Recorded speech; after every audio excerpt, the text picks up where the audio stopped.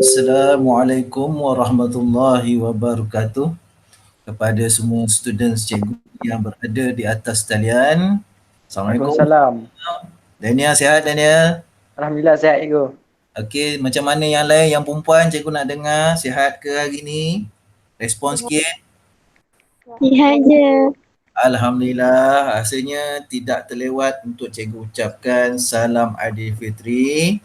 Maaf lah zahir dan batin kalau cikgu ada tersalah kata, tersilap tersilap apa nama mengajar ke ajaran sesat ke Minta maaf lah tu kan. Okey, baiklah. Okey, sebelum kita mulakan pelajaran, marilah sama-sama kita membaca surah Al-Fatihah supaya majlis ilmu kita pada pagi ini diberkati dan mendapat petunjuk ilmu daripada Allah Subhanahu Wa Taala. Al-Fatihah. A'udzu billahi minasyaitonir rajim. Bismillahirrahmanirrahim. Alhamdulillahi rabbil alamin. Ar-Rahmanir Rahim. Maliki yaumiddin. Iyyaka na'budu wa iyyaka nasta'in. Ihdinas siratal mustaqim. Siratal ladzina an'amta 'alaihim ghairil maghdubi 'alaihim waladdallin. Amin. Okey, baiklah. Cikgu harap semua pelajar sudah bersedia untuk belajar pada pagi ini. Okey, sebelum tu cikgu nak beritahu maklumat terbaru daripada Kementerian Pendidikan Malaysia. Saya rasa semua pelajar sudah tahu bahawa sekolah akan dibuka pada 24 Jun ini. Tetapi hanya melibatkan guru, semua guru dan pelajar peperiksaan awam saja. Maksudnya di sekolah kita pelajar yang terlibat hanyalah pelajar tingkatan 5 saja. Manakala pelajar yang lain belajar di rumah seperti biasa. Okey, kemungkinan akan ada jadual baru. Okey, jadual ni akan dirombak, jadual PKP ni akan dirombak. Okey, bila pelajar tingkatan 5 ke sekolah, jadual akan dirombak kerana guru tu akan fokus kepada pelajar tingkatan 5. Okey, baik. Jadi pelajar tingkatan 4, 3, 2 dan 1 kekal di rumah dan belajar secara atas talian. Baiklah. Cikgu tak pasti bila pelajar tingkatan 1, 2, 3, 4 ni akan kembali sekolah. Tapi cikgu difahamkan sekiranya COVID-19 ni semakin pulih dan Alhamdulillah di Malaysia ni semakin pulih lah. Okey, kita doakan sama-sama. InsyaAllah pelajar tingkatan 1, 2, 3, 4 akan kembali sekolah secara berperingkat lah. Mungkin bulan 9 ke, pelajar tingkatan 4 kembali sekolah, kita tak tahulah, harap-harapnya macam tu. Baiklah, okey, kita tengok mesej sekejap. Okey, cikgu saya nak top up internet jap. Akif kata, top up lah Akif, berapa banyak pun. Okey, dah hadiah ke belum Akif? Kita nak mula dah ni. Okey, yang lain. Okey, Aiman Ismail ni mesti ni adik dia ni. Okey. Kemudian okey, tak ada lagi dah. Okey, baik, kita mulakan lah. Okey, Akif cepat sikit Akif, top up tu. Kita nak mula. Okey, sedia semua? Sedia dah? Okey, baik, cikgu kongsikan slide cikgu dengan anda. Alright, rujuk buku teks bersama dengan anda, buku teks muka surat 74. Okey, bermula dengan muka surat 74. Kita akan cover dua topik hari ini. Topik 3.7, perjuangan rakyat menentang pendudukan Jepun, dan topik 3.8, dan topik 3.8, perkembangan gerakan nasionalisme, tempatan dan pendudukan Jepun. Kita cover dua topik ini insya-Allah. Baik, cikgu kongsikan slide pelajarannya bersama dengan anda. Lihat skrin masing-masing. Okey, sambil rujuk buku teks Baik.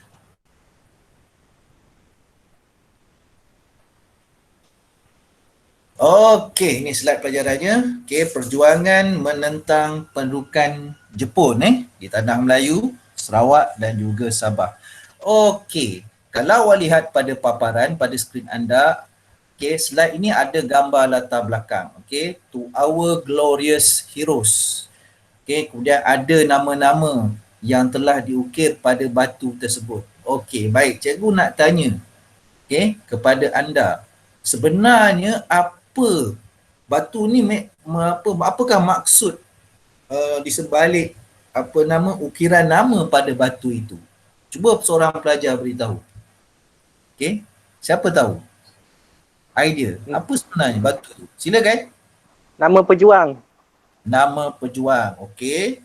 Nama pejuang, betul. Okey, yang lain silakan. Selain nama pejuang, ada tak idea yang lain? Cuba tengok kan paparan tu. Yang lain macam mana? Untuk mengenang jasa. Untuk mengenang jasa, betul. Saya setuju. Pejuang, betul. Untuk mengenang jasa sebab di atas tu ada satu perkataan to our glorious heroes. Heroes tu perjuang lah. Okey, baik. Lagi-lagi seorang lagi cikgu nak dengar pendapat. Seorang lagi. Okey, selain daripada dua idea tadi, pendapat tadi apa yang awak tengok, awak dapat lihat. Okey, daripada batu tersebut. Lain-lain, seorang lagi. Cepat. Seorang lagi. Apa yang awak nampak, awak lihat? Okey, kalau cikgu, kalau awak baca, awak akan nampak lah, awak akan menarik perhatian kepada satu individu yang ditulis pada batu tersebut. Okey, cuba beritahu. Cuba sebutkan siapakah individu tersebut. Individu ni terkenal ni, pejuang yang terkenal. Siapa dia? Siapa dia? Nampak tak? Perasan tak? Nama-nama yang tersenarai pada latar belakang batu tu ada nama yang terkenal tu, nama pejuang yang terkenal. Siapa dia? Boleh seorang beritahu cikgu? Askar. Askar? Memanglah ni semua askar. Okey, bagus. Okey. Yang siapa cakap askar tu betul sebab nama yang ditulis pada batu tu askar. Okey, betul? Tentera. Okey, baik. Baiklah. Okey. Baik, semua jawapan atau idea yang diberikan oleh kawan awak tadi itu betul. Okey, cuba cikgu nak tambah Okey, cuba lihat nama Adnan bin Saidi. Nampak tak? Adnan bin Saidi. Ada kan? Okey, LTM tu maksudnya pangkat. Okey, Lieutenant Muda. Baik, sebenarnya pelajar-pelajar, Adnan bin Saidi adalah pejuang negara ni yang gugur di medan perang.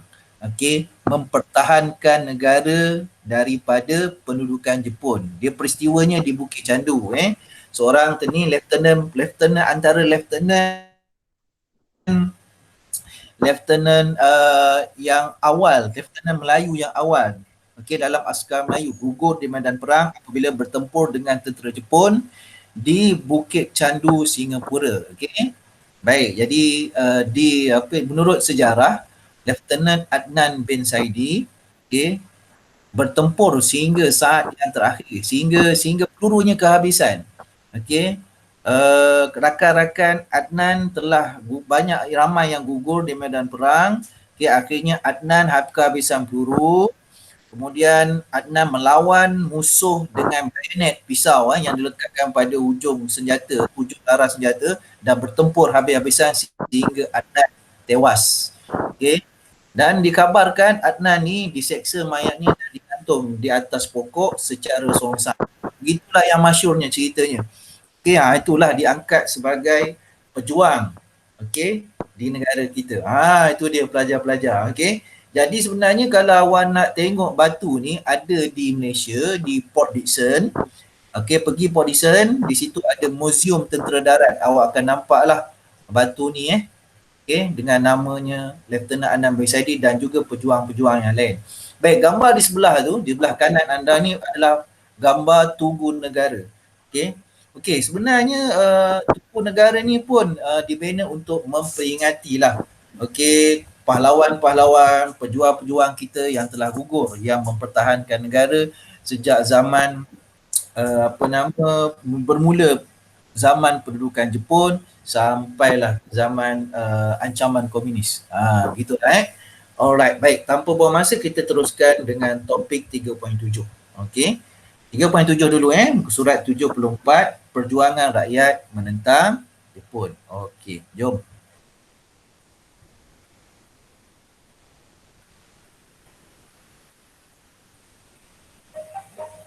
Sekejap cikgu setting balik semula.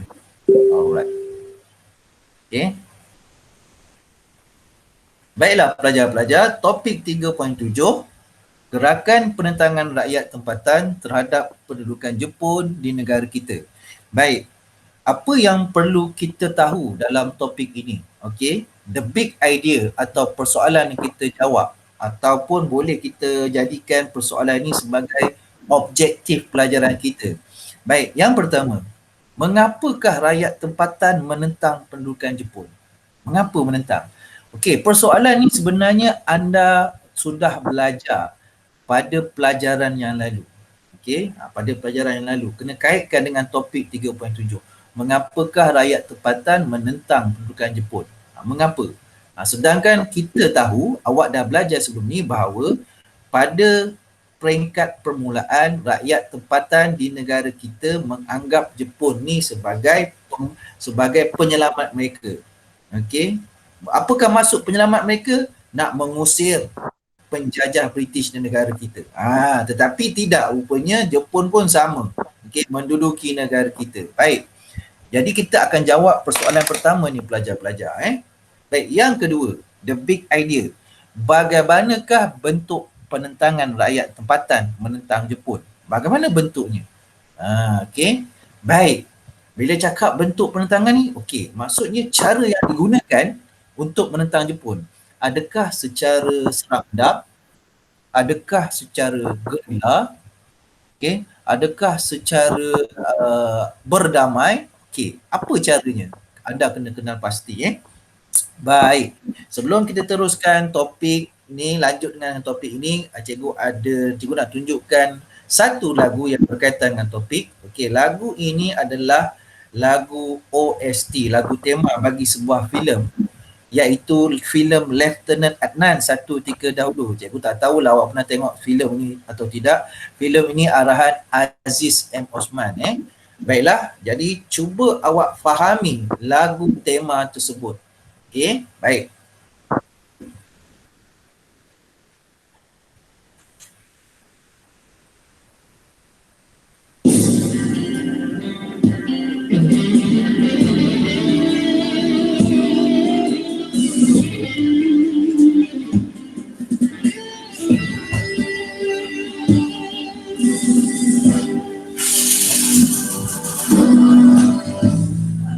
Medan ini akhirku layu,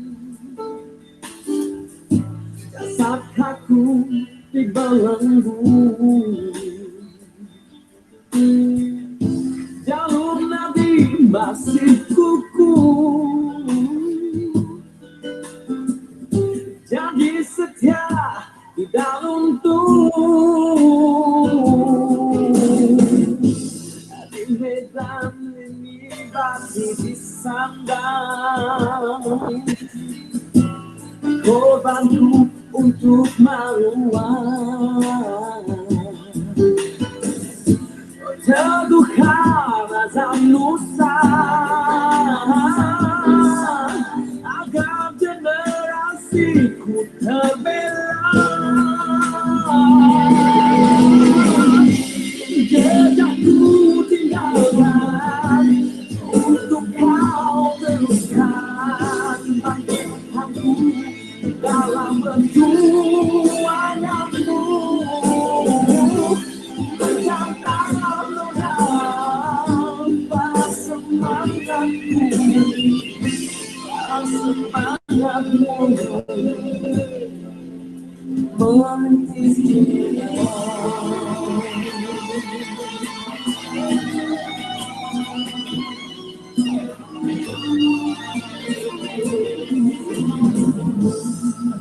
Medan ini gemilang bersadar, hamparkan jati diri, gempalkan pada mereka. Kita mampu teguhkan lambang merdeka. Janganku tinggalkan untuk kau teruskan bangkitkanku dalam perjuanganmu.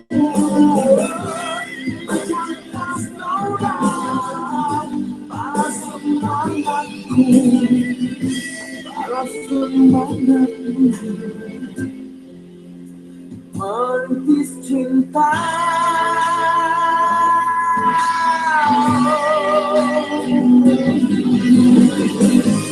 Lakukan semboyan seru campur perwira.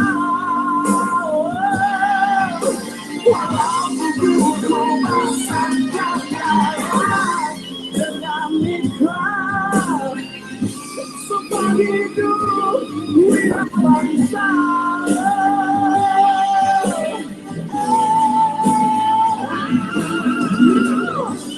Jejak ku tinggalkan untuk kau teruskan bangkitkanku dalam perjuanganmu. Menjauhkan noda semangatku, semangatmu.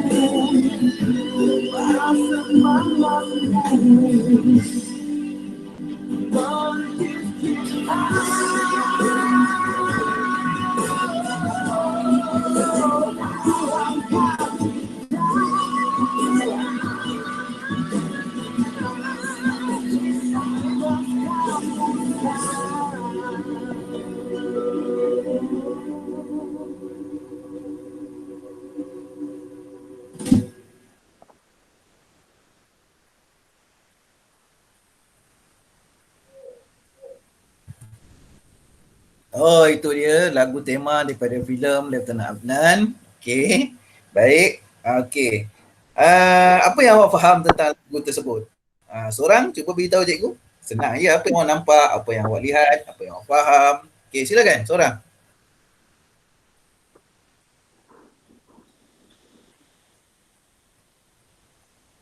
Okey, student, silakan.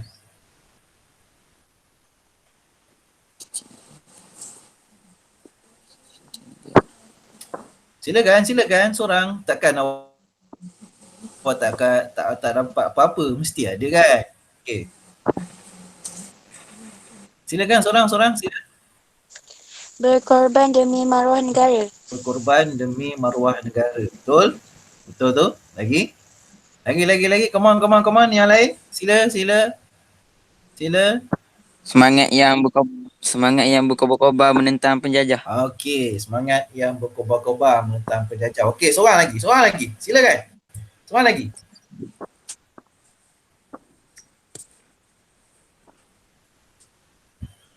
Seorang lagi. Apa yang awak dapat, apa yang awak faham tentang lagu ini? Lagu tersebut. Okey.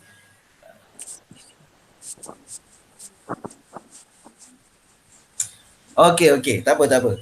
Okey, baik. Sunai macam ni. Okey, apa yang dikatakan dua rakan awak tadi tu betul. Okey, lagu tersebut mengisahkan tentang perjalanan hidup. Sebenarnya ni lagu tema dalam filem Lieutenant Adnan. Okey, mengisahkan perjalanan hidup Lieutenant Adnan sehinggalah nyawanya sampai ke akhirlah tewas di tangan tentera Jepun.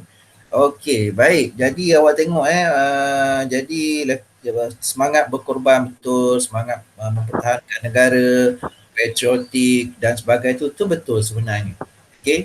Jadi itulah sebenarnya yang cikgu nak awak respon, semangat patriotik, apa sanggup berkorban demi negara, okey, mempertahankan maruah negara, semangat cinta akan negara, okey, nampak, anti penjajah, macam tu. Baik, kita teruskan dengan isi utama kita. Okey, kita lihat perjuangan menentang pendudukan Jepun di tanah Melayu. Okey, pelajar-pelajar muka surat 74. Ada dua pelajar-pelajar. Okey, yang pertama secara operasi ketenteraan. Okey, pelajar-pelajar. Dan yang kedua kegiatan anti Jepun. Maksudnya kalau kita belajar yang ini, kita akan menjawab persoalan kedua di big idea tadi, iaitu bagaimanakah bentuk perjuangan ataupun bentuk penentangan pendudukan Jepun terhadap pendudukan Jepun di negara kita. Baik, kita lihat operasi ketenteraan. Siapa? Apakah pasukannya? Okey, kita lihat Baik. Yang pertama pelajar-pelajar ada 3 pasukan lah. Okey. 3 pasukan. Operasi ketenteraan ni melibatkan 3 pasukan. Yang pertama, Regimen Askar Melayu Diraja, RAMD. Okey. Yang kedua, penentangan oleh MPAJA. MPAJA ni adalah Malayan People Anti-Japanese Army. Okey. Dan yang ketiga adalah pasukan Force 136. Jadi operasi ketenteraannya melibatkan 3 pasukan. Okey. Baik, kita lihat yang pertama, pasukan Askar Melayu. Okey. Baik. Okey, semasa pendudukan Jepun di tanah air, Askar Melayu hanya ada 2 batalion. Okey, apakah maksud batalion? Batalion ni ibarat maksud batalion ialah ketumbukan. Batalion ni bahasa Inggeris. Dalam bahasa Melayu ketumbukan. Maksud ketumbukan ialah terdiri daripada beberapa pasukan yang besar. Dia bergabung membentuk lagi besar yang dinamakan sebagai batalion atau ketumbukan. Jadi semasa pendudukan Jepun hanya terdapat 2 batalion Askar Melayu. Yang lain, batalion apa? Batalion British yang terdiri daripada tentera-tentera British, tentera-tentera Punjabi. Okey. Baik. Jadi Askar Melayu terlibat yang pertama dalam menentang kemarahan tentera Jepun di pantai di Kelantan. Ingat kita dah belajar pada pelajaran yang lalu bahawa Jepun mendarat di Kelantan. Okey, di pesisir pantai Kelantan. Jadi yang pertahankan pantai ataupun pesisir pantai di Kelantan itu ialah batalion kedua Regimen Askar Melayu. Okey. Kemudian seterusnya, Askar Melayu juga terlibat dalam menentang tentera Jepun di Singapura. Yang ni yang cikgu cakap tadi, cikgu tunjukkan dalam video tentang perjuangan Lieutenant Adnan mempertahankan Bukit Candu daripada tentera Jepun. Jadi Askar Melayu juga terlibat mempertahankan bukit tersebut. Cikgu difahamkan ada kajian yang buat bahawa tentera British telah mengundur ke diri. Bukan tentera British, maksudnya dalam Askar Melayu ni ada pegawai British yang in charge, dan pegawai British ni telah berundur. Tinggallah hanya askar-askar Melayu saja yang diketuai oleh Lieutenant Adnan. Jadi Lieutenant Adnan lah yang mengatur gerakan, merancang strategi bagaimana untuk mempertahankan Bukit Candu. Jatuh Bukit Candu kepada Singapura, jatuh Bukit Candu Singapura ke tangan tentera Jepun, maka seluruh tanah Melayu diduduki Jepun sepenuhnya. Itu sebenarnya. Jadi Jepun buat serangan beberapa kali tetapi tidak berjaya kerana askar Melayu telah menunjukkan semangat juang yang tinggi. Bayangkan, tentera Jepun, kalau awak tengok cerita tu kan, cerita Lieutenant Adnan ataupun baca buku sejarah, tentera Jepun menyamar kan, kalau dia nak sangat, tentera Jepun ni nak menguasai kawasan Bukit Candu ni sehingga tentera Jepun sanggup menyamar sebagai tentera British. Jadi Lieutenant Adnan dapat menyedari penyamaran tersebut kerana dia nampak tentera Jepun ni yang menyamar sebagai tentera British, dia buat berkawat dia lain daripada tentera British. Tentera British tak kawat macam ni. Jadi Lieutenant Adnan pun mengarahkan anggotanya untuk melepaskan tembakan. Lari habis. Tidak berjayalah tentera Jepun itu. Cikgu dengar ada satu notification. Cikgu nak tengok, takut kawan awak ni dia guna ID yang bukan KPM, dia nak masuk tak dapat. Jadi cikgu tengok kejap dulu.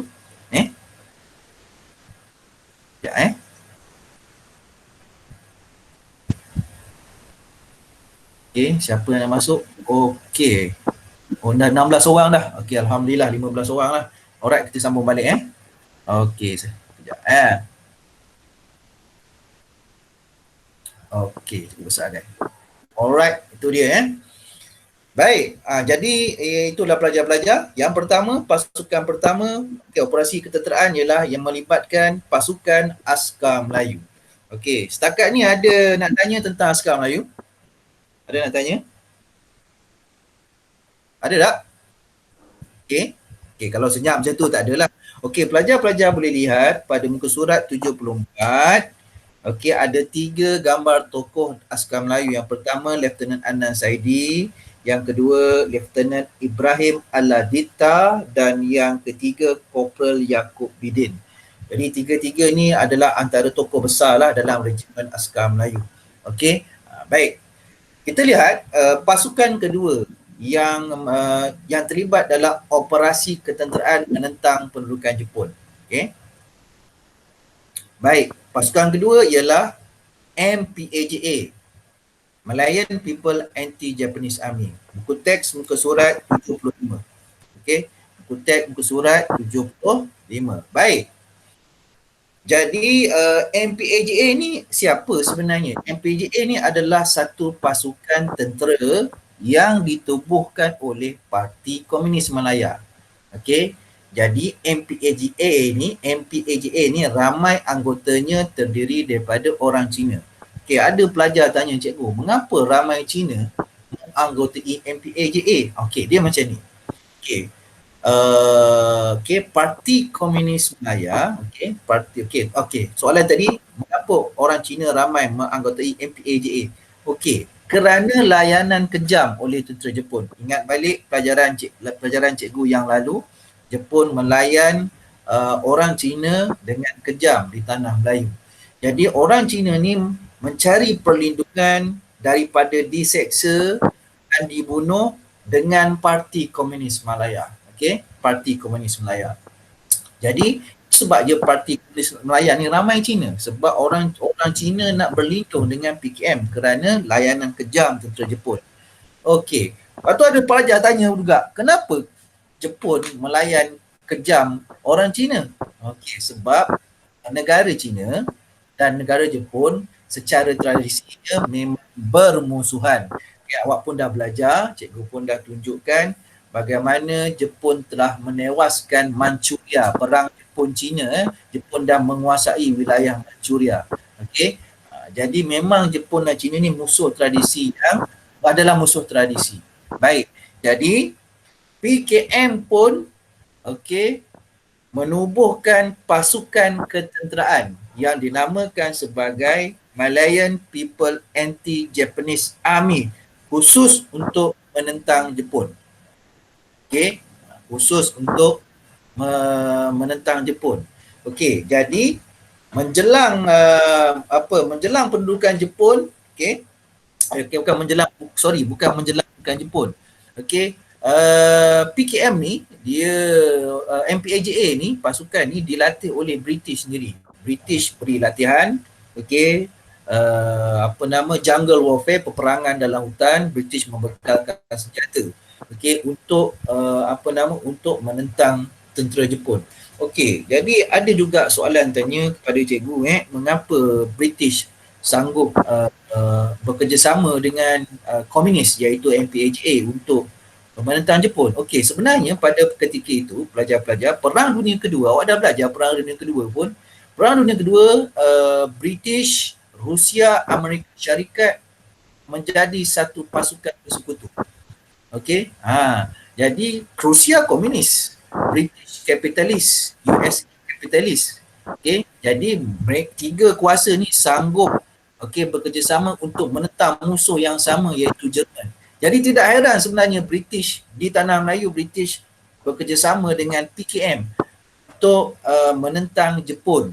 Okey, dengan melatih anggota MPAJA. Okey, melatih selok peperangan dan juga membekalkan senjata. Okey, jadi MPAJA telah MPAJA ini menentang Jepun dengan melaksanakan kerja-kerja sabotaj. Sabotaj ni maksud memusnahkan kemudahan-kemudahan tentera Jepun seperti telekomunikasi Jepun, markas-markas Jepun, itu namanya sabotaj, dan juga perang gerila. Baik, boleh buat catatan, perang gerila ni ialah satu serangan hendap yang serangan hendap oleh pasukan tentera kecil, unit kecil, pelatun-pelatun yang kecil, kemudian melarikan diri. Serang lagi. Itulah taktik perang gerila. Okey. Baik. Okey, MPAJA juga okey telah bekerjasama dengan pasukan Force 136 okey untuk mendapatkan bantuan senjata, ubat-ubatan, kewangan dan latihan ketenteraan. Okey. Baik, di samping itu MPAJA juga bekerjasama dengan parti politik dari tanah besar China iaitu Parti Kuomintang ataupun singkatannya KMT. Okey.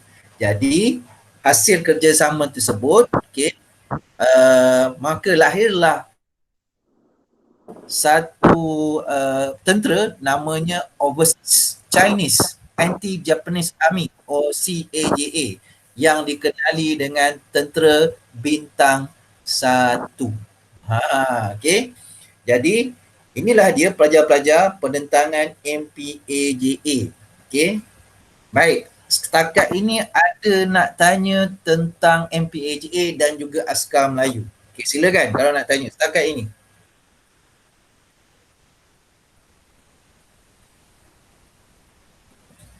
Okey tak setakat ni? Ada dah nak tanya? Nak tanya boleh respon. Boleh respon. Okey, tak ada. Alright. Baik, cikgu nak ingatkan kepada yang tak offkan mikrofon dulu sebab dia boleh mengganggu sebab mungkin bilik awak tu ada kipas yang pasang kuat ataupun ada apa-apa saja gangguan bunyi, dia akan boleh ganggu kita punya pelajaran hari ni. Offkan dulu mikrofon. Kalau nak respon baru on respon. Okey? Alright. Baik, kita lihat yang ketiga pula. Baik, yang ketiga yang terlibat dalam operasi ketenteraan menentang pendudukan Jepun di negara kita ialah pasukan sulit yang ditubuhkan oleh British. Ni pasukan sulit, Force 136. Okey, baik, lihat Force 136. Baik, Force 136 ni student, okey, Force 136 ni ramai dianggotai oleh orang Melayu. Okey, MPAJA ramai dianggotai oleh orang Cina. Regimen Askar Melayu sudah tentulah orang Melayu. Alright, baik. Force 136 ni ditubuhkan di Sri Lanka di bawah Southeast Asia Command. Okey. Baik, dia pasukan sulit sebenarnya. Jadi, okey, pasukan Force 136 telah mendarat di tanah Melayu dengan menggunakan kapal selam milik Belanda. Bayangkan hebat Force 136 ni. Secara sulit tanpa diketahui oleh Jepun menyenak masuk. Okey, jadi tentera ahli ataupun anggota Force 136 ni dari kapal selam keluar terus mendarat di pantai. Memang hebatlah. Kemudian sampai di tanah Melayu, ahli-ahli ataupun anggota Force 136 ni menghubungi pemimpin-pemimpin tempatan. Sebagai contoh, pada tahun Disember 1944, okey, anggota Force 136 berjaya mendarat di Hulu Perak dan berhubung dengan pegawai daerah Greek Kapten Muhammad Saleh. Sebelum tu dia tak jadi kapten lagi. Berhubung dengan pegawai daerah Muhammad Saleh Haji Sulaiman. Maka hasil perbincangan itu, okey, Askar Melayu Setia Hulu Perak ditubuhkan. Bayangkan. Okey, semasa cuba kontak dengan Muhammad Saleh Haji Sulaiman, beberapa kod rahsia ditunjukkan supaya untuk mengelakkan dihidup oleh pihak tentera Jepun. Sebab tentera Jepun ni banyak spy dia ada kempetai polis tentera Jepun. Okey, jadi anggota Force 136 ni lepas mendarat dia tak pakai baju askar, dia pakai baju biasa sebab nak berhubung dengan pemimpin-pemimpin tempatan ni. Okey, jadi di Perak, okey, selepas kontak dengan Muhammad Saleh Haji Sulaiman, maka pasukan Askar Melayu Setia Perak dibubuhkan dengan Muhammad Saleh sendiri menjadi kapten. Okey, itu dia pelajar-pelajar. Baik. Seterusnya, anggota Force 136 juga, okey, telah kontak dengan pemimpin tempatan di Perak, di Pahang, kita sendiri, negeri kita sendiri, iaitu Yop Muhyiddin. Okey, ada gambar dekat bawah tu kalau pelajar tengok, Yop Muhyiddin Muhammad Sharif. Okey, beliau merupakan penolong pegawai daerah Raub pada ketika itu. Jadi, okey, hasil kerjasama perbincangan dengan Yok Mahidin, gerakan Wataniah ditubuhkan ataupun Askar Wataniah Pahang. Okey. Jadi di Pahang ada lagi cabang tentera di bawah Pos 136 iaitu Wataniah Pahang. Okey. Jadi Yok Mahidin sebagai ketuanya pada Januari 1945. Okey. Baik. Seterusnya. Okey, seterusnya Okey, anggota Force 136 juga pada Februari 1945 juga telah kontak dengan pegawai daerah Kedah dan Tunku Abdul Rahman sendiri. Okey, dan dari situ Gerakan Melayu Kedah dibentuk. Okey, nampak tak pelajar-pelajar? Ini dia Jadi kalau awak perasan, okey, cikgu nak tunjuk satu perkara menarik di sini, di Pahang Cuba tengok gambar dekat di Pahang ni, pasukan Wataniah Pahang, okey. Okey, ada Sultan Pahang pada ketika itu, Sultan Abu Bakar. Okey, berdiri 3 dari kanan ialah Kapten Abdul Razak Husin. 1, 2, 3. Ini adalah Tun Abdul Razak. Okey, kemudian dia menjadi Perdana Menteri yang kedua. Okey, Malaysia. Jadi Tun Abdul Razak ni adalah Kapten Askar Wataniah Pahang. Okey, ya. Alright, baik. Baik, apakah bentuk penentangan Force 136 terhadap pendudukan Jepun di tanah Melayu? Macam-macam. Okey. Salah satunya ialah terkenal ialah pasukan gerila lah. Okey, itulah pasukan gerila yang paling orang kata berkesan. Sebab apa? Jepun sangat tak suka dengan serangan gerila ni. Sebab serangan dilakukan secara serang hendap yang mana pada ketika itu Jepun tidak bersedia. Okey, tidak bersedia. Okay, bila Jepun nak counter attack, tak ada dah pasukan gerila itu. Dah masuk semula dalam hutan. Itulah maksudnya perang gerila. Okey, jadi dia memang satu bentuk penentangan secara sulit, okey, cepat, pantas, kemudian balik semula, masuk semula ke dalam hutan. Okey, gitu. Okay, dia bukan takut, dia bukan pengecut ni, ini taktik. Ada orang kata, serangan gerila pengecut. Kalau berani depan-depan lah. Okey, sekarang ni bukan macam tu. Sekarang ni siapa paling bijak dalam peperangan sebenarnya. Gitu. Baik. Baik, itulah pelajar-pelajar. Okey, Force 136 sejarahnya di negara kita semasa pendudukan Jepun. Baik, kita telah belajar 3 pasukan. Yang pertama, Askar Melayu. Yang kedua, okey, MPAJA, dan yang ketiga ialah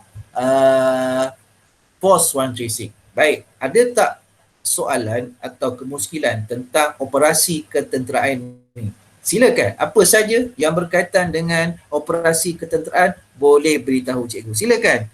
Okey, silakan belajar. Kalau ada pertanyaan, sila.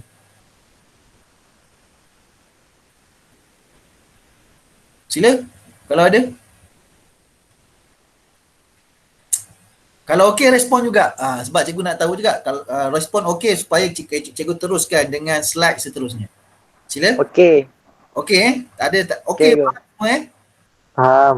Okey, ingat balik cikgu cakap tadi, awak perlu ini menjawab soalan the big idea tadi, bagaimana bentuk penentangan. Awak kena tahu. Awak dah tengok tadi bentuk penentangan dia kan.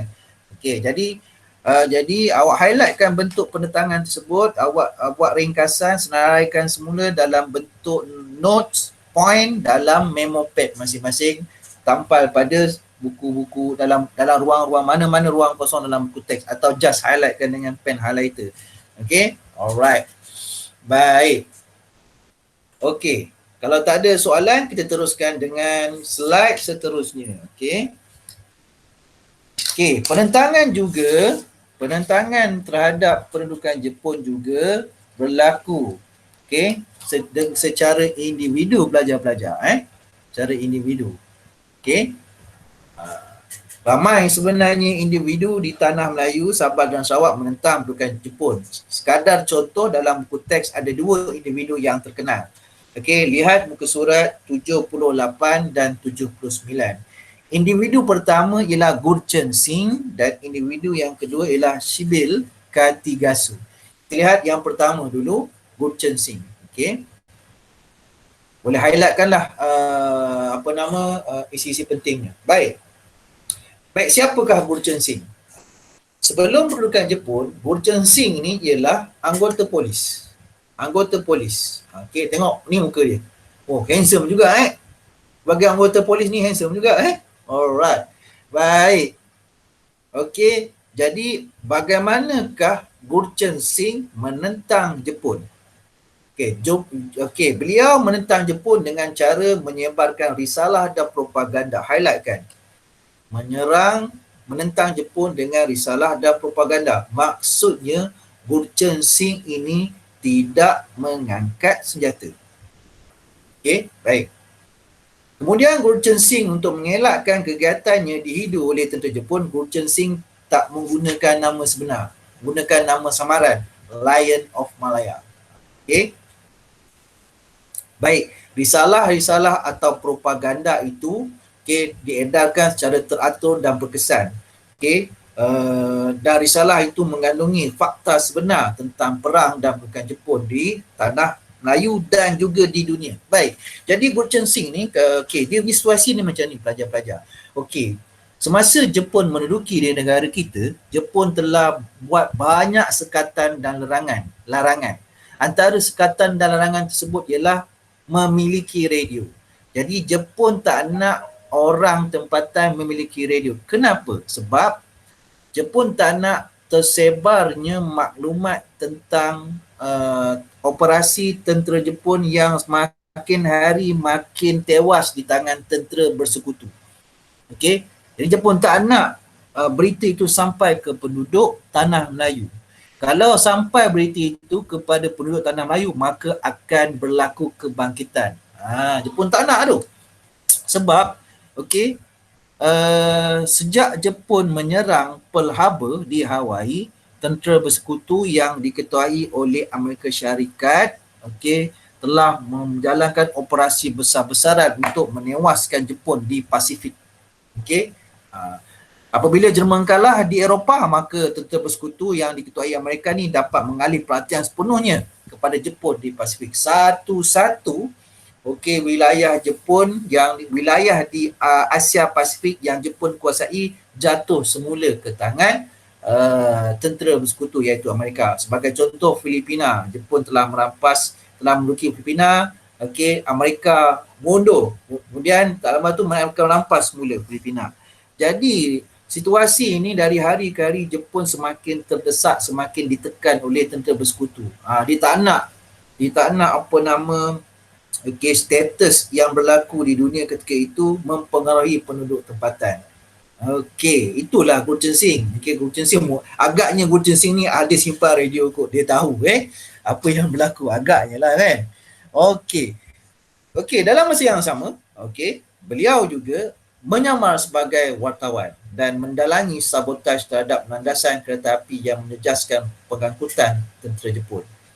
Nampak? Jadi pelajar kena analisis, dah kena highlightkan bagaimanakah Gurchensing ni menentang kegiatan di Jepun. Yang pertama, risalah, propaganda, nama samaran Lion of Malaya. Dalam risalah itu ada fakta yang sebenar tentang perang, kemudian menyamar sebagai wartawan dan sabotaj terhadap landasan kereta api. Itu dia. Bagaimana Gurchensing mengatur gerakan strateginya. Baik. Namun kempetai, polis tentera Jepun dapat tahu. Ditangkap tapi berjaya melarikan diri ke Burma sehingga perang tamat. Itu dia Gurchensing. Baik, kita tengok yang kedua. Yang kedua, Shibil Katigasu. Shibil Katigasu. Baik, siapakah beliau? Nama sebenar Shibil Medendeli. Dikenali sebagai Shibil Katigasu. Jururawat, suaminya seorang doktor di Perak, Ipoh. Ada klinik bersama dengan suaminya di klinik, dia jururawat di klinik tu.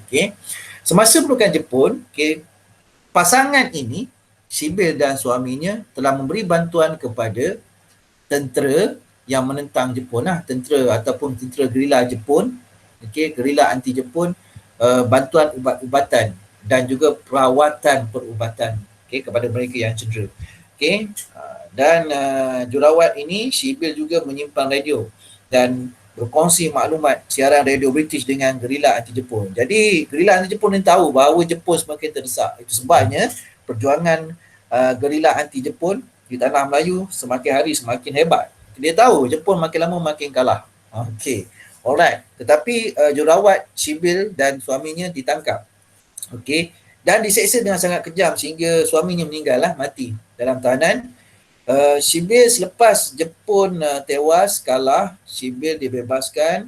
Oleh kerana keadaan Shibil ni teruk, okey, dapat cedera yang sangat teruk, Shibil diterbangkan ke London untuk mendapatkan rawatan perubatan di sana, dan hasil daripada semangat beliau, Shibil dianugerahkan pingat King George di Istana Buckingham oleh Raja George yang ke-6. Sebab dia berani, okey, dia berani memberi bantuan kepada tentera anti-Jepun Okey. Baik. Jadi semasa dalam tahanan itu, okey, Shibil Kartigasu telah menulis satu memoir okey, memoir Shibil Kartigasu. Dia cerita macam mana perjuangannya dengan suami, okey, terlibat dengan membantu gerak gerila anti-Jepun di tanah Melayu dan seterusnya ditangkap dan terusnya dipenjara. Jadi semua peristiwa-peristiwa itu ditulis dalam sebuah buku dinamakan sebagai berjudul Memoir Shibil Kartigasu. Satu buku yang sangat menarik untuk kita baca. Okey. Baiklah pelajar-pelajar, itulah dia. Okey. Penentangan individu Gurchen Singh dan Shibil Kartigasu di tanah Melayu. Okey, jadi di tanah Melayu. Okey. Alright, ada nak tanya tentang operasi ketenteraan dan penentangan individu di tanah Melayu? Silakan. Ada nak tanya? Ibu. Silakan. Gurchen Singh dengan Shibil Kartigasu ni dia bukan orang tempatan Dia orang tempatan? Bukan macam dia bukan orang Malaysia. Orang tanah Melayu. Okey, macam ni. Okey, baik, saya faham. Okey. Baik. Okey, penduduk tempatan pada ketika masa ni kita belum merdeka lagi. Okey, belum merdeka. Jadi komposisi penduduk kita sebelum merdeka terdiri daripada 3 kaum utama. Orang asal iaitu orang Melayu sendiri. Okey. Dan juga pendatang daripada India dan juga daripada China. Imigran dulu. Ingat balik bagaimana imigran ni bekerja sebagai pelombong, biji timah dan juga buruh-buruh di ladang. Ini British yang bawa masuk. Jadi inilah kesannya menghasilkan satu masyarakat atau penduduk yang majmuk. Okay? Jadi penduduk majmuk ini dinamakan sebagai penduduk tempatan yang terdiri daripada Melayu, India dan Cina. Jadi itulah dia, Gurchen Singh ni India lah. Shibil Kartigasu ni pun India. Faham tak Faham tak? Faham. Macam itulah. Jadi itu adalah jawapan paling tepat kot. Okay? Itu paling tepatlah jawapannya. Okay? Itulah penduduk tempatan. Baik. Alright. Ada lagi nak tanya? Silakan. Ada lagi nak tanya? Silakan. Okey, kalau tak ada maksudnya tak ada. Cikgu ingatkan kembali. Okey, pastikan anda sudah anda highlightkan, anda cerakinkan isi-isi penting, okey, berdasarkan persoalan di bank idea tadi, highlightkan. Okey, baik. Baik, kita lihat pula bagaimana penentangan terhadap pendudukan Jepun di Sarawak dan Sabah pula. Okey, muka surat 79 buku teks. Okey. Baik, kita lihat muka surat 79, penentangan di Sarawak dan juga Sabah. Baik. Di Sarawak kita ada operasi semut. Di Sabah kita ada pemberontakan double tent. Okey. Jadi awak kena ringkaskan sini dalam satu memo pad, sticky notes, buat bagaimana bentuk penentangan terhadap pendudukan Jepun, buat. Okey. Di tanah Melayu, di Sabah, tanah Melayu ada 2 operasi ketenteraan dengan kegiatan anti-Jepun oleh individu, dan di Sarawak ada operasi semut. Okey, di Sabah ada double tent. Jadi awak boleh buat sendiri summary rumusan dalam satu kertas A4 ke atau dalam sticky notes ke sebagai rumusan. Alright, baik. Sebab kalau kita baca panjang-panjang macam ni, okey, ramai yang baca buku teks sejarah ni kan, alamak ditulis macam ni panjang-panjang, kita bosan kenapa tak straight to the point. Inilah dia buku ilmu. Buku ilmu ditulis macam ni. Kalau awak nak tahu di universiti fizik ke mat memang ditulis macam ni. Kalau awak masuk universiti tak percaya, tengoklah nanti awak masuk universiti, okey. Cuma yang buku di pasaran, di kedai buku yang tulis dalam buku dalam buku rujukan itu kan, di dalam poin tu, itu bukan buku ilmu, tu bukan buku ilmiah. Itu buku rujukan saja. Di buku ilmiah dia macam ni, ditulis macam ni. Alright? Okey, baik. Kita teruskan dengan gerakan anti Jepun di Sarawak dan Sabah pula, okey. Surat 79. Okey, di Sarawak di Sarawak kita ada operasi semut yang diselaraskan oleh tentera Australia, okey, di bawah unit special, unit khas Z. Sebagai sebahagian daripada menentang Jepun di Sarawak. Jadi unit khas Z ni dia sama macam Force 136, okey. Okey, sama macam Force 136, dia adalah satu pasukan khas, kumpulan-kumpulan kecil, pasukan-pasukan kecil menentang secara gerila, okey, terhadap Jepun. Alright. Baik. Jadi apa tugas unit khas Z ni? Okey, yang pertama melancarkan perang gerila, okey. Itu satu Okey, yang kedua dia buat persediaan bagi pendaratan pasukan bersekutu. Okey, antara dia Okey. Kemudian dia pasukan ini ramai terdiri daripada penduduk tempatan seperti orang Kayan, Kenyah, Kelabit dan Murut, kerana mereka ni tahu selok-belok bumi Sarawak. Jadi mereka menggunakan taktik perang gerila. Okey, maksudnya serang hendap, lari masuk hutan. Serang hendap, lari masuk hutan. Jadi okey, itu sebab namanya operasi semut. Okey. Baik, itu di Sarawak gerakan anti Jepun di Sarawak. Manakala kita lihat gerakan anti Jepun di Sabah pula. Baik, di Sabah. Okey. Di Sabah pemberontakan Double Ten. Okey. Ataupun pemberontakan Jeseton sama, diketuai oleh Albert Cook. Okey. Albert Cook ni juga berjuang secara gerila. Highlightkan situ, gerila. Okey. Bagaimana serangan gerila itu dilancarkan? Serang pejabat pentadbiran, balai polis Jepun, kemudian tentera diraja Jepun, membunuh tentera Jepun. Okey. Kemudian tentera Jepun, okey, tentera Jepun ni dia sebenarnya cekap, bijak juga sebab dia ada mata-mata ataupun spy di bawah polis tentera Jepun ke petai. Jadi dia tahu gerila Kinabalu ni terdiri daripada penduduk tempatan Albert Cook. Jadi dia cari siapa saudara mara Albert Cook ni, kerabat-kerabat Albert Cook, kawan-kawan Albert Cook.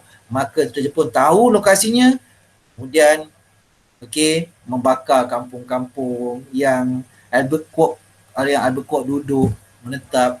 Okey, membunuh kenalan-kenalan, saudara mara, sahabat handai Albert Cook. Jadi menyebabkan Albert Cook menyerah diri dengan harapan tidak akan ada lagi pembunuhan. Okey, serangan balas. Tetapi okey, beliau namun begitu beliau dengan pengikutnya yang lain telah dihukum bunuh di Petagas Sabah. Yang lain dipenjarakan. Jadi akhirnya Albert Cook dibunuhlah. Pemberontakan itu berjaya ditumpaskan oleh tentera Jepun. Okay, manakala untuk orang Melayu, kita ada satu kumpulan gerila anti Jepun yang diketuai oleh Datu Mustafa Datu Harun. Okey. Baik, tetapi tidak terkenal lah dengan seperti pemberontakan Jeseton ni ataupun pemberontakan Double Ten yang diketuai Albert Cook. Sebab Albert Cook ni dia betul-betul memberi pukulan yang sangat hebat kepada tentera Jepun. Alright. Jadi itulah pelajar-pelajar sekalian, di Sarawak kita ada operasi semut, di Sabah kita ada pemberontakan Double Tent. Okey. Baik, selesai. Okey. Penentangan, selesai topik 3.7.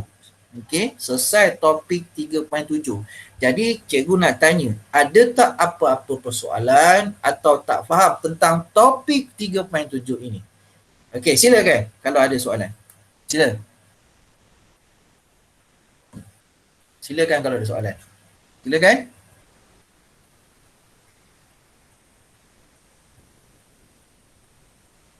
Sila. Cikgu. Okey, silakan. Yang apa tu ayat terakhir tu kan? Apa Yang maksud mana? dia? Ayat terakhir pemberontakan Chesterton. Bawah sekali. Ayat terakhir bawah sekali, pemberontakan. Okey, perjuangan rakyat menentang Mana? Yang mana? Ayat terakhir yang Chesterton ke Operasi Semut? Chesterton. Yang selain itu terdapat pasukan gerila anti-Jepun yang dipimpin oleh Datuk Mustafa Datuk Harun. Okey, baik. Apa yang tak faham kat situ? Apa maksud dia? Okey, maksudnya di Chesterton ada dua lah. Ada beberapa pasukan gerila anti-Jepun. Okey, yang pertama yang terkenal ialah gerila Kinabalu. Okey, yang dipimpin oleh Albert Kwok. Albert Kwok ni orang Cina. Okey. Jadi pengikut-pengikutnya pun ramai Cina. Okey, dalam masa yang sama ada juga pasukan gerila yang lain. Orang Melayu pula dipimpin oleh Datu Mustafa Datu Harun. Faham? Faham tak? Jadi dia nak cerita dekat sini, sebenarnya di Sabah dia fokusnya ialah pemberontakan Chesterton ataupun pemberontakan Double Ten yang diketuai oleh Albert Kwok. Okey. Baik, kenapa dalam tu dia tak cerita tentang perjuangan oleh gerila anti-Jepun Datu Mustafa Datu Harun? Sebab di Sabah yang ni lah yang sangat terkenal, pemberontakan Double Ten. Okey, yang mana Albert Kwok dengan beraninya bersama pengikutnya menyerang balai polis Jepun, kemudian menyerang pejabat pentadbiran, membunuh tentera Jepun di Chesterton, Kota Belud, menggatal Tuaran yang menyebabkan Jepun serabut ni. Dia tak boleh jadi ni. Nampak tak? Jadi dia maksudnya ke pemberontakan Chesterton ni sangat hebat lah. Yang Jepun rasa perlu stop gerila Kinabalu ni. Gerila lain ada juga tapi Jepun tak beri prioriti sangat sebab kurang memberi pukulan yang hebat. Tapi kalau gerila Kinabalu, Albert Kwok, memanglah Jepun rasa macam tak senang duduk lah kerana penentangan Albert Kwok ni sangat hebat. Alright, itulah dia sebabnya pemberontakan Chesterton dimasukkan dalam perjuangan penentangan terhadap pasukan Jepun di tanah Melayu. Alright. Lagi nak tanya silakan. Silakan nak tanya. Ada nak tanya lain? Silakan. Ada? Tak ada. Okey, baik. Kalau tak ada, betul tak ada Okey, kalau tak ada kita teruskan dengan topik 3.8 kita Topik 3.8 kita hari ini. Iaitu perkembangan gerakan nasionalisme tempatan dan pendudukan Jepun, rujuk muka surat 80. Okey. Rujuk muka surat 80 Topik 3.8. Right. Baik. Jadi pelajar-pelajar sekalian, apa yang perlu kita pelajari? Apa yang perlu kita tahu dalam topik 3.8 ni? Cikgu berikan dua big idea atau persoalannya. Okey, yang pertama anda perlu tahu apakah organisasi yang ditubuhkan semasa pendudukan Jepun? Organisasi yang menggerakkan gerakan nasionalisme tempatan. Apa nama organisasi tersebut?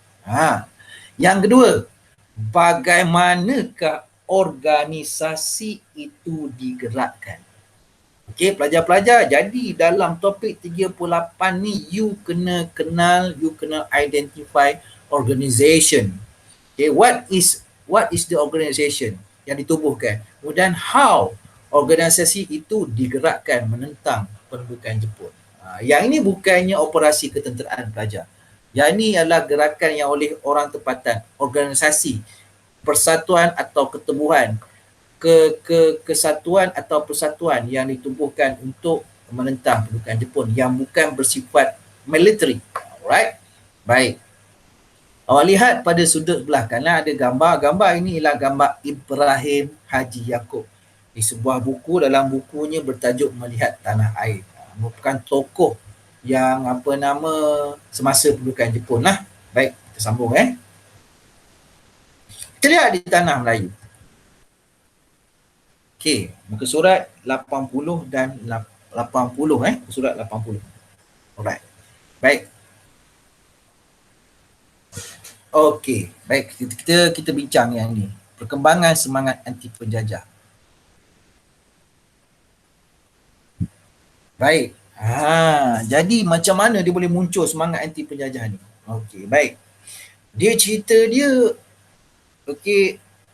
keadaan politik di dunia dan keadaan politik di serantau. Okey. Jadi orang-orang Melayu di tanah Melayu, dia tahu bahawa Jepun ni telah muncul sebagai sebuah kuasa yang baru di timur. Kemudian Jepun boleh kalahkan negara besar seperti China dan juga Rusia. Ini mencetuskan semangat anti penjajah penduduk tempatan iaitu orang Melayu. Sebab masa itu tanah Melayu dijajah oleh British.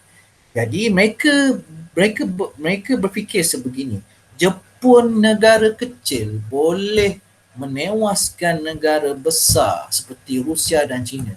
Kita tanah Melayu negara kecil macam Jepun takkan tak boleh membebaskan negara kita sendiri daripada penjajah. Macam tu lah pelajar perkembangan semangat anti penjajah semasa pendudukan Jepun. Kemudian Jepun juga keluarkan satu slogan. Jepun ni sebagai kuasa besarnya buat satu slogan. Atau tagline, Asia for Asia. Kemudian satu lagi dengan konsep lingkungan sekemakmuran Asia Timur Raya. Jadi Asia ni untuk orang Asia. Bersama-sama kita bangunkan Asia untuk menjadi makmur. Itu slogan yang orang kata yang dicanangkan oleh Jepun. Sebenarnya slogan ini adalah satu propagandanya. Satu propaganda atau dakwah Jepun.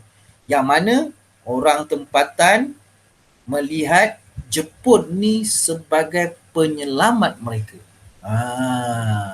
Jadi baik kita kerjasama dengan Jepun untuk mengusir penjajah di bumi kita. Itu sebabnya terdapat orang Melayu, kesatuan-persatuan di tanah Melayu bekerjasama dengan Jepun untuk merdeka daripada British. Sebagai contoh, nama persatuan tersebut ialah KMM. Highlight kan? KMM. Persatuan Melayu Muda. Persatuan Melayu Muda diketuai atau dipimpin oleh Ibrahim Haji Yaakob. Gambarnya yang tadi tu. Nampak? Jadi, kita dah tahu pertama tadi KMM kan? Highlight kan? Bagaimana KMM? Bagaimana KMM menggerakkan gerakan nasionalisme? Yang pertama, KMM memberi bekerjasama dengan Jepun. Itu sebabnya kalau awak nak tahu, anggota KMM ni memberi maklumat kepada tentera Jepun untuk mendarat di pesisir pantai di Kelantan kalau awak nak tahu. Mengapa? Ada orang kata KMM ni pembelot, ada orang kata KMM ni pengkhianat. Kita kena belajar sejarah sedalam-dalamnya. Baik. Pada ketika itu kan cikgu cakap tadi, ramai orang tempatan terpengaruh dengan dakwah dan dayah atau slogan Jepun ni, Asia untuk Asia, lingkungan sekemakmuran Asia Timur Raya. Dia terpengaruh dan melihat Jepun ni sebagai pembebas mereka, savior. You are my savior, you are my liberator. Masa itu tanah Melayu dijajah oleh British. Jadi orang Melayu nak negara ini merdeka, biarlah orang Melayu yang takbir sendiri. Jadi orang Melayu pun alih kepada menyokong orang Asia iaitu Jepun. Dengan harapan Jepun dapat membebaskan tanah Melayu. Itu sebabnya KMM sanggup bekerjasama dengan Jepun. Jadi puncak kerjasama itu, contoh kerjasama itu kita dapat lihat semasa pendaratan Jepun di Kota Baru Kelantan, di pantai di Kelantan itulah. Itu adalah salah satu orang kata KMM memberi maklumat lah untuk mendarat kat sini. Itu. Itulah pelajar-pelajar. Kejayaan tentera Jepun mengalahkan British, menyadarkan orang tempatan. Bahawa orang Asia juga mampu melakar orang Eropah. Baik. Jepun selepas mendarat di Kelantan, mendarat di Perlis, Jepun turun ke selatan, ke Singapura. Daripada 8 Disember sampailah 15 Februari. 2 bulan berapa hari tu? 2 bulan lebih sikit. 2 bulan seluruh tanah Melayu dikuasai oleh tentera Jepun. British diusir. British kalah. Jadi orang penduduk tempatan rasakan, oi hebat orang Jepun ni. Negara kecil boleh tewaskan British. Wah, jadi orang kata meningkatkan lagi semangat mereka, semangat anti penjajah. Tapi sebenarnya mereka tak tahu bila Jepun menduduki kita dah masuk tahun kedua, tahun ketiga dah mula kehidupan sukar. Jadi sama je. Akhirnya dia berkata, Jepun samanya tak majukan penduduk tempatan pun, malah makin teruk pula. Jadi mereka, orang tempatan ni pun buat satu kesimpulan. Jepun ke British ke siapa-siapa yang datang penjajah ni, kuasa imperialis ni, sama ada di Timur atau Barat, mereka sama saja. Baik tanah Melayu diperintah, ditadbir oleh kita sendiri. Itu. Akhirnya semangat anti penjajah ni dia berkembang, berevolusi menjadi semangat kebangsaan dan seterusnya menuntut kemerdekaan tanah Melayu. Itu dia. Panjang lebar pula cikgu cakap ni. Cikgu takut cikgu khawatir awak, cikgu yang syok sendiri. Awak faham ke? Dok, faham tak? Faham cikgu. Ya. Awak catatkan highlight-highlight apa yang cikgu cakap tadi. Jadi yang pertama slogan tu lah, slogan yang pertama tadi, sorry, bukan slogan. Apa tadi? Tengok big idea tadi, siapa kesatuan dia apa organisasi dia? KMM. Bagaimana KMM menggerakkan nasionalisme tadi bekerjasama dengan Jepun. Alright. Okay. Macam mana boleh berkembang semangat anti penjajah? Itu slogan Asia untuk Asia, konsep lingkungan sekemakmuran Asia Timur Raya. Kemudian Jepun menewaskan British di tanah Melayu, Sabah dan Sarawak. Alright. Baik, kalau dah faham, tak ada soalan, kita teruskan yang kedua. Okay. Iaitu perjuangan menuntut kemerdekaan dalam orang Melayu. Okay. Okey. Baik. Masih lagi membincangkan tentang KMM. Cuma kita kali ini tadi kerjasama. Nampak tadi kerjasama KMM. Okey, bagaimanakah organisasi tersebut menggerakkan nasionalisme terhadap pendudukan Jepun. Jadi kita dah tahu organisasi ni KMM, kita dah tahu KMM kerjasama dengan Jepun. Yang ni yang ketiga, KMM menuntut kemerdekaan. Alright. Okey, Jepun, apabila KMM sanggup bekerjasama dengan Jepun, Jepun tidak teragak-agak memberi kerjasama penuh pada KMM kerana KMM ni terdiri sepenuhnya dari orang Melayu. Jepun sedar bahawa perlu mendapat sokongan daripada masyarakat tempatan. Jadi masyarakat tanah Melayu ramai orang Melayu, jadi KMM, Jepun bagi kerjasama pada KMM lah. Okey. Jadi itu sebabnya dalam pentadbiran tentera Jepun di tanah Melayu, ada anggota KMM ni dilantik sebagai pegawai. Okey, tetapi lain cerita, pada tahun 1942 bulan Jun, KMM dibubarkan kerana KMM menuntut kemerdekaan daripada Jepun. Sebab KMM ni dia lantang juga, dia nak kami nak menuntut kemerdekaan. Okey, KMM ni dia punya hasrat dia besar, sangat besar pelajar-pelajar. KMM nak merdeka dengan menggabungkan tanah Melayu dengan Sumatera, Indonesia. Tanah Melayu bergabung dengan Pulau Sumatera di Indonesia membentuk satu gagasan negara yang merdeka yang baru dinamakan Melayu Raya ataupun Indonesia Raya. Itulah hasrat KMM. Itu sebabnya KMM sanggup bersama dengan Jepun. Itu sebabnya KMM mahu menuntut kemerdekaan dengan Jepun, tetapi Jepun tak bagi.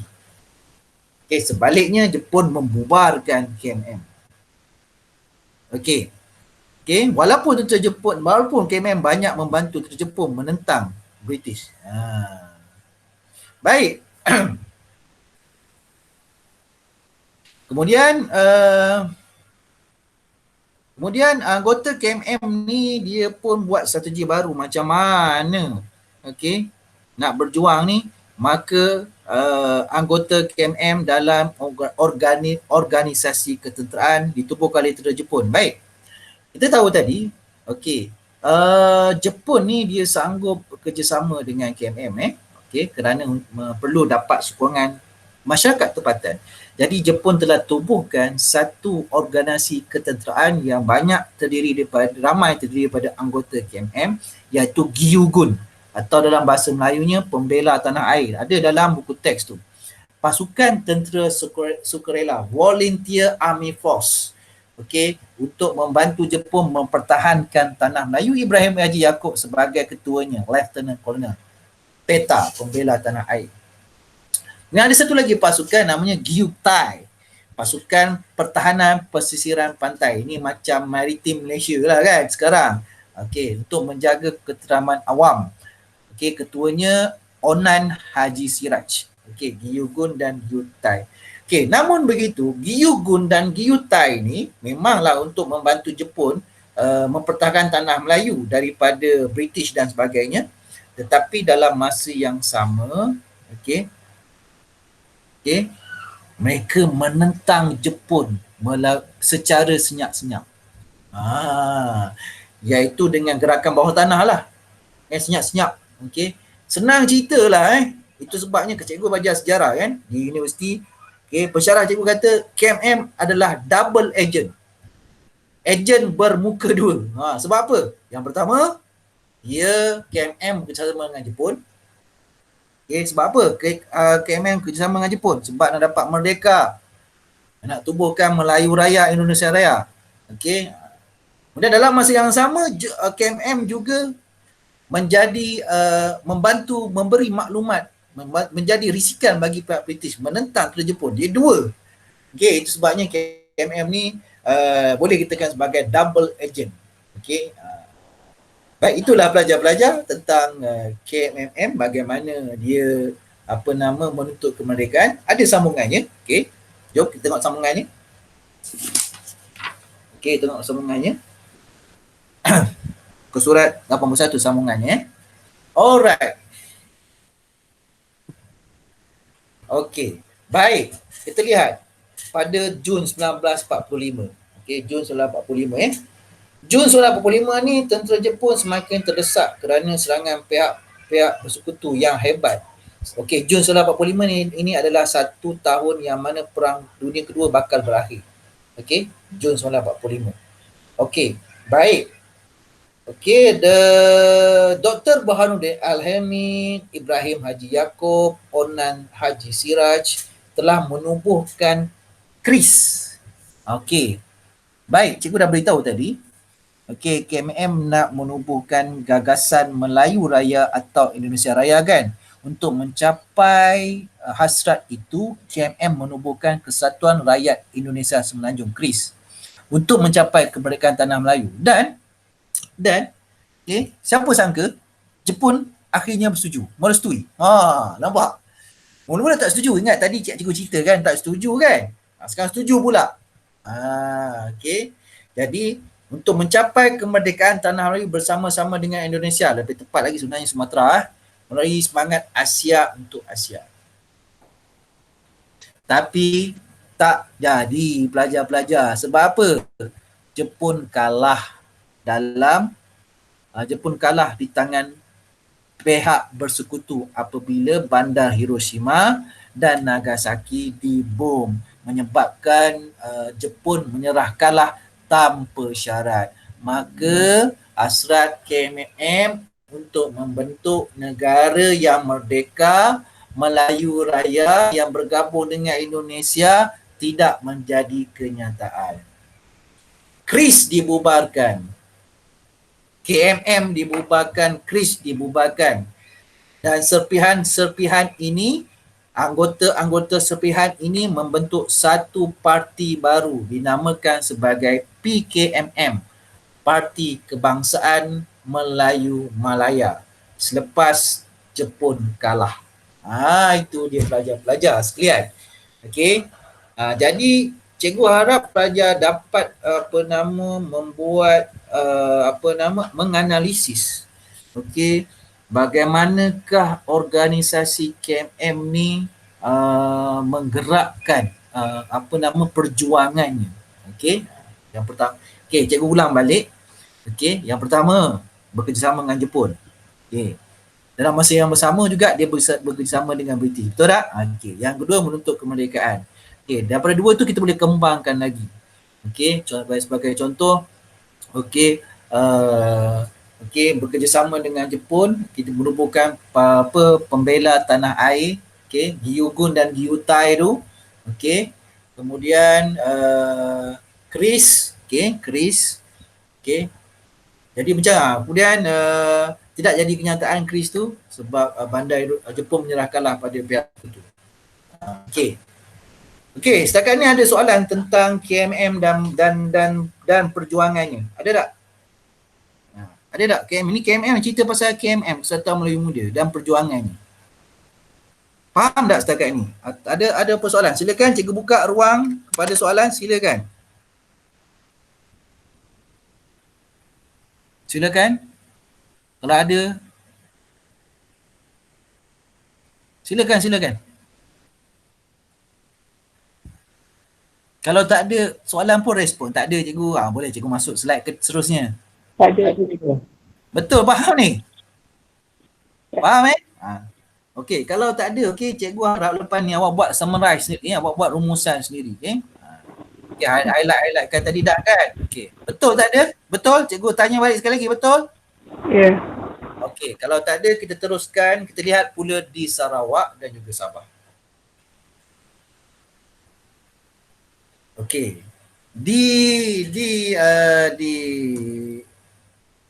Sorry. Sekejap. Di Sarawak dan Sabah. Okey, simple je ni. Baik, di Sarawak kita ada Persatuan Cina yang digabungkan, Kokokai dalam bahasa Jepun. Okey, highlight kan.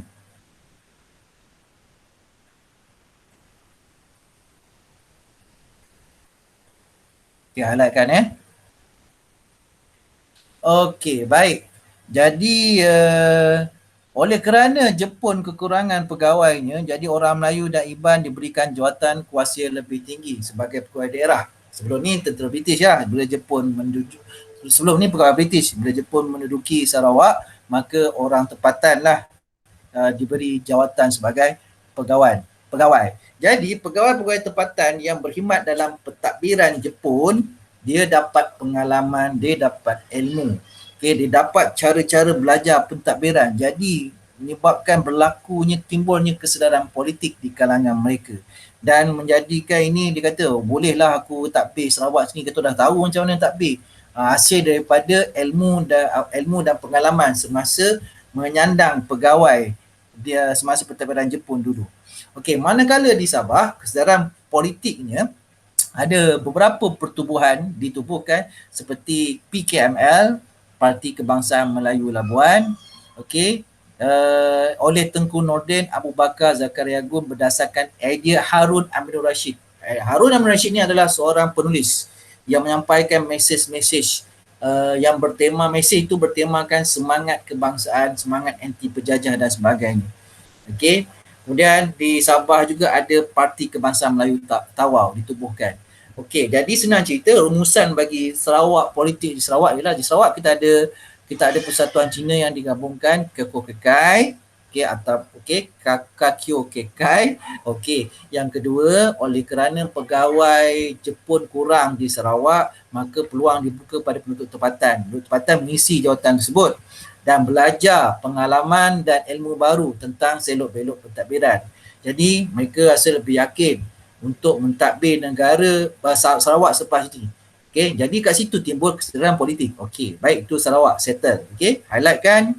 Yang kedua di Sabah kesedaran politiknya dari pertubuhan, okey, iaitu PKML dan juga pertubuhan lain seperti Parti Kebangsaan Melayu Tawau. Jadi pertubuhan di Sabah ini mencetuskan kesedaran politik. Alright, jadi simple sajalah untuk politik di Sarawak dari Sabah ini.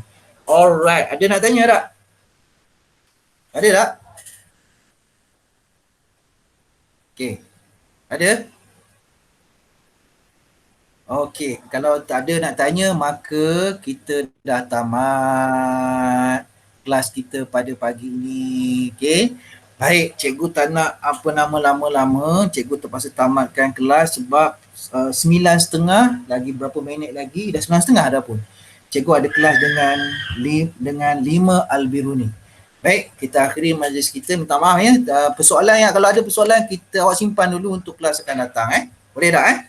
Alright, kita tangguhkan majlis ilmu kita dengan tasbih Al-Kifarah dan surah Wa'as. Wal'as innal insana lafi khusr ilal ladzina amanu wa 'amilus solihati wa tawasaw bil haqqi wa tawasaw bis sabr. Subhanakallahumma wa bihamdika asyhadu an la ilaha illa anta astaghfiruka wa atubu ilaik. Wassallallahu ala sayyidina Muhammad wa ala alihi washabbihi wa barik wasallim. Walhamdulillahirabbil alamin. Okey, terima kasih kerana hadir kelas cikgu. Berapa orang? 16 orang tadi. Lebih kurang Okey. 15 orang. Okey. Assalamualaikum warahmatullahi wabarakatuh. Semoga kita jumpa pada kelas akan datang. Okey, bye. Bye. Bye.